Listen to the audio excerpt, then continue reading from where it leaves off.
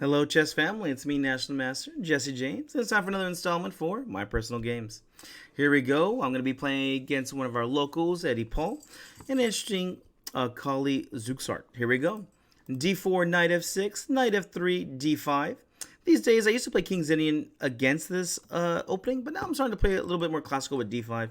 And I must say, I think it's definitely a lot easier to play than the aggressive game that I'm used to. So, I'm quite enjoying these lines. E3, C5. Of course, we're going to try and break toward the D4 pawn. I think it was Tarash who said whoever, when you're playing black against D4, the sooner you hit C5, the faster you'll get an equal game, if not just winning. Knight B to D2, Knight C6, and pawn to B3 here. With this move already, I'm not sure if this was the best way to play. I think that this might be an inaccurate move order with this opening. So b3 gets played. Again, I'm not too sure about this move order.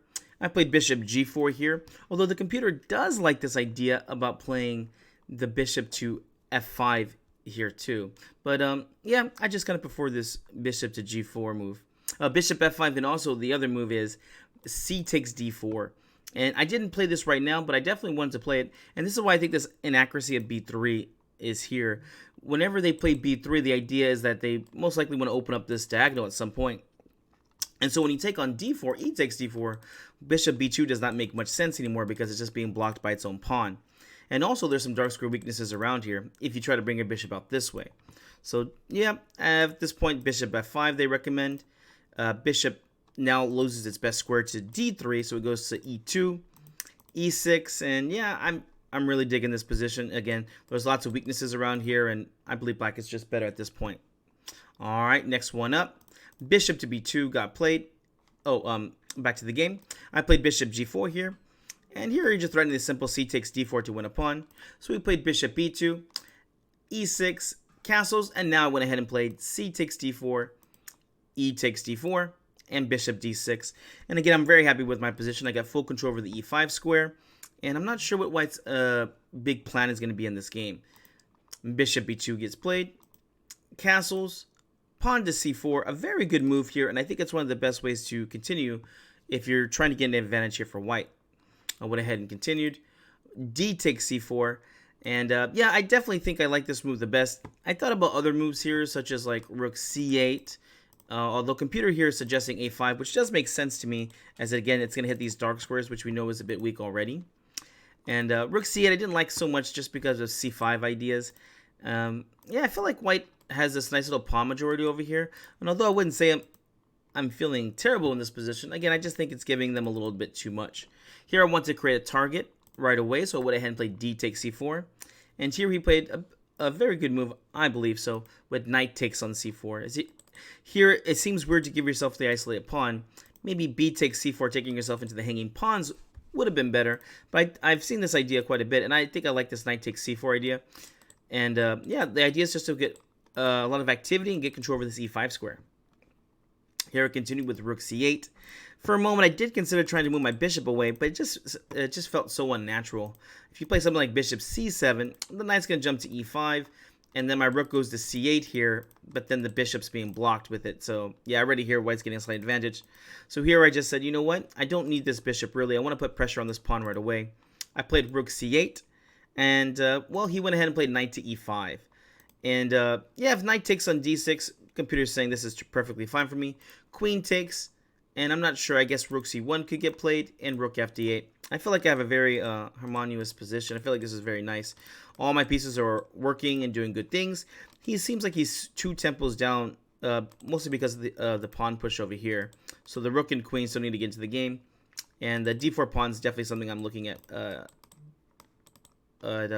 attacking pretty soon. All right, back to the game.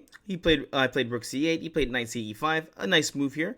I definitely don't think you get any advantage with taking this bishop. Bishop f5. Of course, I don't want to lose my bishop with the knight coming over here. Pawn a3. Again, not a move I think was the most accurate here. Although I think it is kind of hard to find a plan here. And I do challenge you. Can you find a good plan here for White? Like, what do you do here to build up your position? It just seems a bit hard here for White at this point. I mean, computer is saying knight c4 here, which I did think about in the game. I was like, wow, weirdly enough, I feel like knight c4 might be a good move here. But even after knight c4, now my rook's out the way, so I can just bring my bishop back to b8 and hold on to it if I want to. And yeah, there's queen c7 ideas, and I have the weakness over here, and I can also go for kingside attack over there. So a3 got played.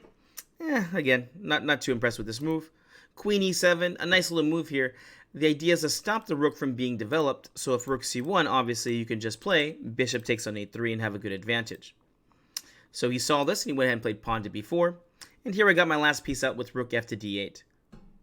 And here he made the wisest move, and he played queen to b3. Developing the queen and getting out of this pin.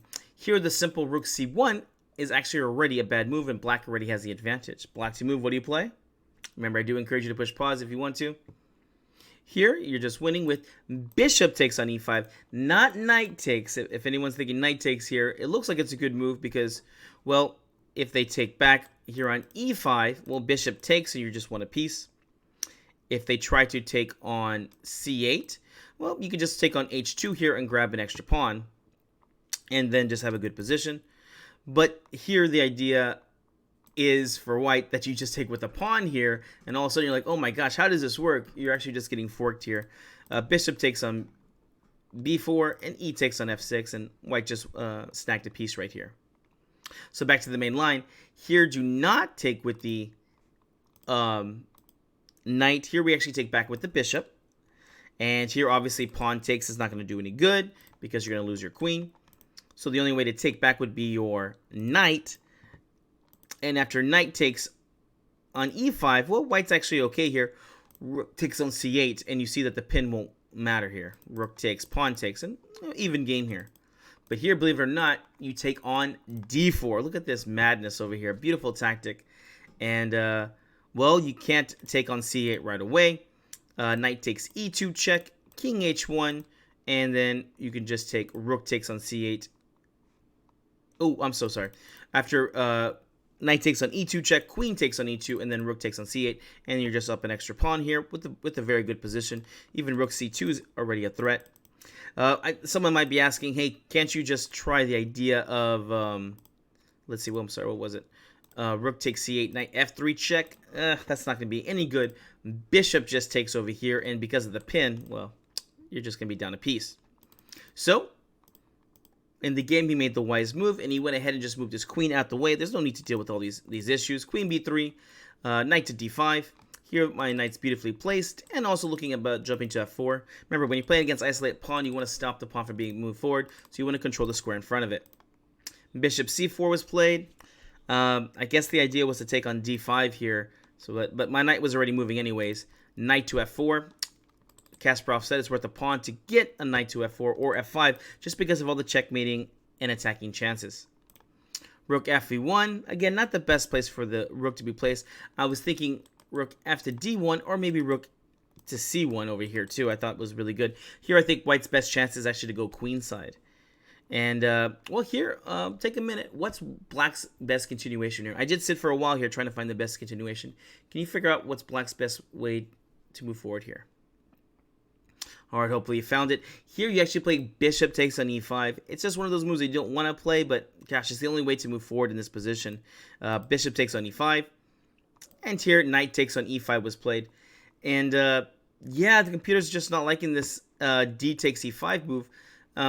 What I had been looking here about playing was actually knight to d3, which does give some small advantage. But here, apparently, bishop d3 is just a -4 here, just crushing the position. Looking at the position, it's just like, what's going on here? Well, first of all, can you take on d3? Taking on d3 only helps out black. Rook takes d3, and you have to be very careful in this position. Here you have to play queen c4.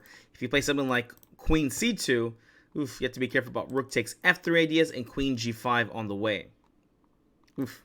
So, here, one of the ideas is that you're threatening bishop takes c4 and then taking for a discovery here too. So, yeah, this bishop d3 was a very nice move. Like I said, I was looking at knight to d3. And, you know, if they take on d3, this is very nice because, again, you get the free tempos. But this is just not as forced because, well, the rook can just move away. And that's white's best move. You just play rook e d1. And I was planning on snacking on the bishop here, just trying to create some imbalance. Especially after queen takes b2, I was analyzing knight takes b4 here in this variation because the bishop's hanging. Ah, with that being said, he went ahead and played the more active response and the best move in the position. Knight takes on e5 here, just dropping the pawn.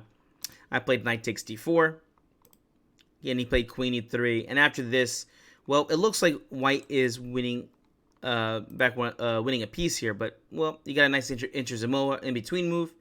Queen to g5, threatening the checkmate, but the idea was just to defend the knight. Here, the bishop and queen were attacking, and the queen was attacking here. Queen g5 is what I had calculated. And, yeah, at this point, he just went ahead and resigned. I think it was a little bit premature, but it is a -4 position, and it looks really bad here for white. There's lots of moves here, but the way that white should respond here is queen to g3. Again, there's so much tactics in this position. Here, if you even try to play queen g3 right away, there's a nice tactic here to win. Here, the idea is to play knight to e2 check. So simple chess, you just play rook takes on c4. And then, well, of course, if they take, rook takes, and now you're defending the knight. But if they try to get tricky and play queen takes f4, simple chess, knight e2 check here for discovery. And, well, I'll just show you, I guess, the final position of what would have happened after queen g5. Again, he resigned at this point, but if queen g3, which was the best way to defend, queen takes, h takes, and then here, computer gives knight c2, just forking the rooks. It's a long calculation. Basically, after pawn takes, knight takes, rook takes, you just play the simple pawn f6, which I did look at, but again, I was not too sure, especially after something like pawn to g4. Maybe over the board I would have found this idea as far as calculating all the way through and feeling more confident about it.